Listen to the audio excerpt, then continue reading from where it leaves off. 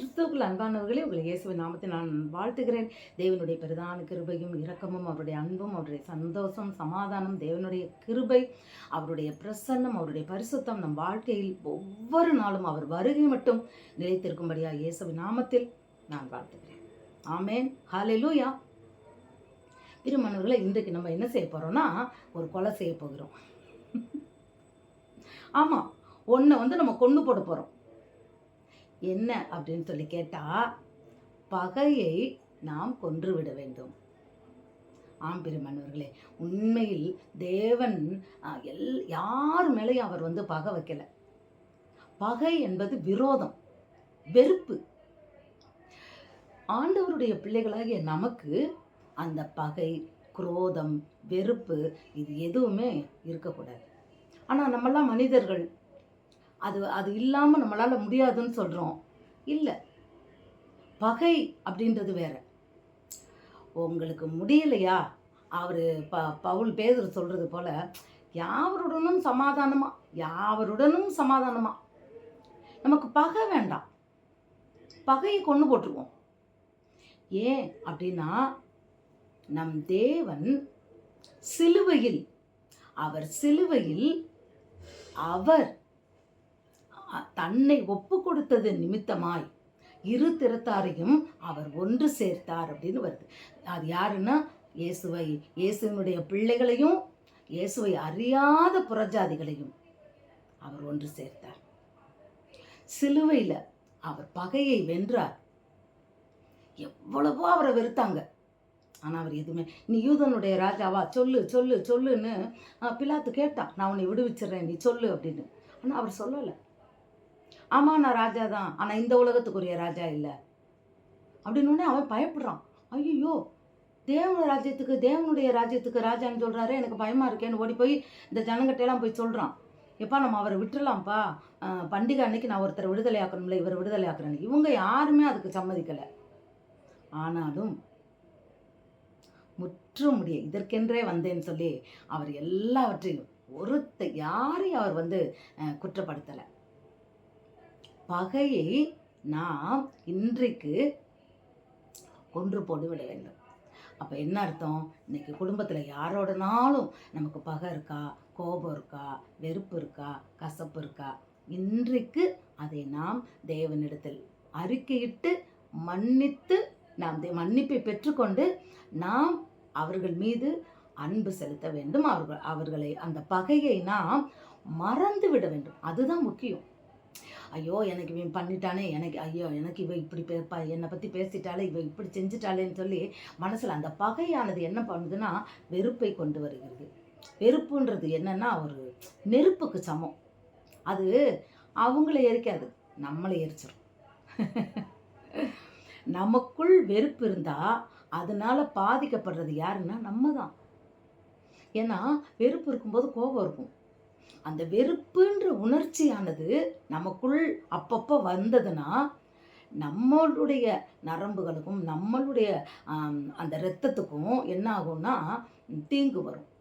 சொல்கிறாங்களே இரத்த கொதிப்புன்னு, பேசும்போதே சொல்லுவாங்க, ரத்தம் கொதிக்குது அப்படிம்பாங்க. ஏன்? அவங்க மேலே கோபம், பகை. அதனால பிளட் ப்ரெஷர் வரும், அதனால தான் சுகர் வரும், முட்டி வலி வரும். எல்லாமே நம்ம பகையை கொண்டா நம்ம ஆரோக்கியமாக வாழலாம். பகையை உள்ளுக்குள்ளே நம்ம வச்சுருந்தோம்னா நம்ம படுக்கையில் விழுந்துருவோம். அதுதான் உண்மை.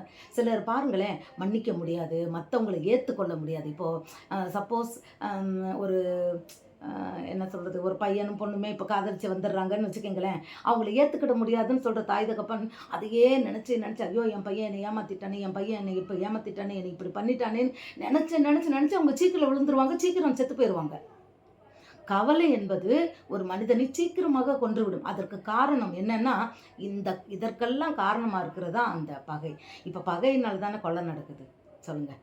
ஒருத்தர் பேசுகிற வார்த்தையை வச்சுக்கிட்டு அவங்க மேலே பகையை வச்சுக்கிட்டு எப்போ அந்த பழி தீர்த்து கொள்ளணும், அந்த பகைன்னு ஒன்று பழி தீர்க்கிற எண்ணம் வரும். வேண்டாம். ஆரம்பத்திலேயே அந்த பகையை நாம் என்ன செஞ்சுருவோம்? கொன்று போட்டு விடுவோம். நமக்கு வேண்டாம். எப்போ முடியும்னா, ஆவியானவர் நமக்குள்ளே இருக்கும்போது நிச்சயமாக அன்பு மாத்திரம்தான் இருக்கும். மன்னிச்சிருவோம், போயிட்டு போகுது. விட்டு விட்டு கொடுத்துருவோம். கணவன் மனைவியாக இருந்தாலும் சரி, மாமியார் மருமகளாக இருந்தாலும் சரி, பெற்றோர் பிள்ளைகளாக இருந்தாலும் சரி, கூட பிறந்தவங்களாக இருந்தாலும் சரி, உறவினர்கள் யாராக இருந்தாலும் சரி, யாரு கூடனாலும் நமக்கு பகை இருந்ததுன்னா, இன்னைக்கு வந்து சாம்பல் புதன்கிழமைன்னு சொல்லி ஆர்சியிலலாம் ரொம்ப விசேஷமாக கொண்டாடுவாங்க. அதாவது ஏன் இதை சாம்பல்னா, நம்ம செத்தா என்ன ஆகுறோம், சாம்பல் ஆகுறோம்னு இந்துக்கள் சொல்கிறாங்க. சாம்பல் என்பது டஸ்ட்டு. அதாவது ஒரு என்ன சொல்கிறது, ஒரு நெருப்பில் வெந்த ஒரு பொருள் இல்லையா? அப்போது அந்த சாம்பல் அது ஒன்றுக்கும் பிரயோஜனப்படாமல் போயிடும். அதனால என்ன பிரயோஜனமும் இல்லை சாம்பல்னால. இப்போ அவங்க வந்து அதை நெத்தியில் அடையாளமாக போடுறாங்க. அது ஏன்னு அவங்கள தான் கேட்கணும் எதுக்குன்னு சொல்லிட்டு. நாம் இன்றைக்கு எதை நம்ம சாம்பலாக்கணும்? வெறுப்பை சாம்பலாக்கணும், பகையை சாம்பலாக்கணும், கோபத்தை சாம்பலாக்கணும். முக்கியமாக பகையினால தான் இவ்வளவும் வருது. அதனால் இன்றைக்கு நாம் பகையை நாம் கொன்று போட்டு விடுவோம், அல்லது எரித்து சாம்பலாக்கி விடுவோம். அது நமக்கு வேண்டாம். பகை நமக்கு வேண்டாம். பகையை கொன்று நாம் ஆண்டவருடைய பிள்ளைகள் அப்படின்னு சொன்னால் நிச்சயமாக பகை யாரு கூட இருக்கக்கூடாது. அது சொத்து பிரச்சனையாக இருக்கலாம், சொந்த ஒரு ஏதாவது வேறு பிரச்சனைகளாக இருக்கலாம். எதுவாக இருந்தாலும் அந்த பகை உணர்வு மட்டும் இருக்கக்கூடாது, வேண்டாம். அது ஆவியானவரிடத்தில் கேட்டு நாம் பகையை நாம் இன்றைக்கு நாம் கொன்று போட்டு விடுவோம், வேண்டாம். பகை இருந்ததுனால தான் பழிவாங்குற எண்ணம், கோபப்படுறது, எரிச்சலினாவே, வைராக்கியம் இதெல்லாம் வரும்போது வரும்போது வரும்போது நம் உடம்பு வந்து ஆரோக்கியம் கெட்டு போய்கிறது. இந்த தவக்காலம்னு சொல்லுவாங்க, 40 நாட்கள். இதில் இந்த தவக்காலத்தில் எல்லாரும் ஒன்று சொல்லுவாங்க. 40 நாள் நான் அதை விட்டேன், நான் இதை விட்டேன், அப்படி செஞ்சேன், இப்படி செஞ்சேன்னு சொல்லுவாங்க. ஸோ இன்றைக்கு நாம் கோபத்தை விட்டு விடுவோமா? பகையை கொன்று விடுவோமா? ஏன்னா கோபத்தை விட்டால் தானே பகையை விட்டால் தானே கோபம் நம்மளை விட்டு போகும். அதனால் இன்றைக்கு நாம் பகைவன் யாருமே இல்லாத படிக்கு, நாம் ஒருவரையும் நாம் வந்து வெறுக்காத படிக்கு இன்றைக்கு இந்த முதல் நாள் நாம் பகையை நாம் வெறுத்து விடுவோம். சரிங்களா? நாம் ஒப்பு கொடுப்போம். நிச்சயமாக நாம் ஒப்பு கொடுக்கிற ஒவ்வொரு காரியங்களுக்கும் நாம் தேவனிடத்திலிருந்து ஆசீர்வாதங்களை நம்ம சுதந்திரத்து கொள்ளலாம். ஏன்னா அவர் கீழ்ப்படுதலை பார்க்குறாரு. அவருடைய கண்கள் பூமி எங்கும் உலாவிக் கொண்டு இருக்கிறது. இருதயங்களின் நினைவுகளை ஆராய்ந்து அறிகிறார். நம்ம மனசுக்குள்ள பகை வச்சிருக்கோமா இல்லையான்றது ஆண்டவருக்கு தெரியும். மனுஷங்க வேணா தெரியாமல் இருக்கலாம். முன்னால் வந்தவொடனே நம்ம வந்து சிரித்து பேசிட்டு பின்னாடி நம்ம பகை வச்சுக்கிட்டு இருக்கிறது தேவனுக்கு தெரியும்.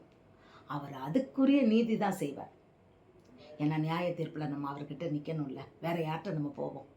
ஸோ அவருக்கு உகந்தபடி நாம் தேவனுக்கு உகந்தவர்களாய் பகையை இன்று நாம் ஒழித்து விடுவோம். கர்த்தர் உங்களை அளவில்லாமல் ஆசீர்வதிப்பாக. எத்தனை பேர் இதற்கு தங்களை ஒப்பு கொடுத்தீர்களோ, என்னையும் சேர்த்து தான் ஒப்பு கொடுத்தோமோ அத்தனை பேருக்கும் கர்த்தர் இந்த வருடத்தில் அளவில்லாத ஆசீர்வாதத்தை எந்த காரியத்தில் நீங்கள் விரும்புகிறீங்களோ அந்த காரியத்தில் நிச்சயமாக உங்களுக்கு அதை தந்து அவர் நிறைவேற்றுவார். நீங்கள் சாட்சி சொல்லுவீங்க. ஆனால் பகையை சுத்தமாக மறந்துடணும், கொண்டு போட்டுறணும். ஒப்பு கொடுப்போமா? God bless you.